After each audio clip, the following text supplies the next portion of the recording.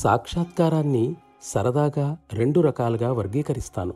ఒకటి భగవత్ సాక్షాత్కారం, రెండవది ఆత్మ సాక్షాత్కారం. భగవత్ సాక్షాత్కారంలో ఇసుమంత కూడా అహంకారం మిగలదు. రెండవ దానిలో అహంకారం మొదటి నుండి ఆఖరి వరకు పూర్తిగా ఉంటుంది. ఈ రకం మనుషుల కొరత అసలు లేదు. నువ్వు ధ్యానం బాగా చేస్తున్నందుకు నాకు సంతోషంగా ఉంది. తప్పక ఒకరోజు నువ్వు మారిపోతావని ఆశిస్తున్నాను. నీ ఆధ్యాత్మిక శ్రేయస్సు కోసం నా సేవలు నీకు మనస్ఫూర్తిగా ఇవ్వటానికి ఎప్పుడూ ఉంటాయి.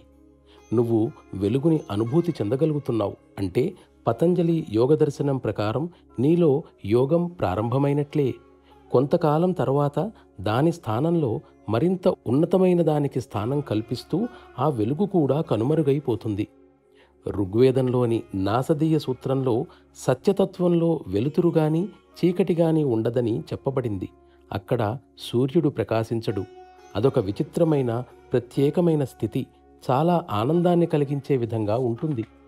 ఇక శాంతి విషయానికొస్తే నీవు చాలా వరకు సరైన దిశకు వచ్చేశావు. దీనిని వ్యక్తపరచాలంటే నేనొక క్రొత్త పదాన్ని సృష్టించాలి, శాంతి కాని శాంతి అని. భగవంతునికి మనకు మధ్య వెలుతురు ఒక అడ్డు తెర. మన దృష్టి దానిని దాటి వెళ్ళినప్పుడే మనకు భగవంతుని దర్శనం జరుగుతుంది. మనకు భగవంతుని దర్శనం జరగాలంటే తప్పనిసరిగా వెలుతురును దాటవలసినదే.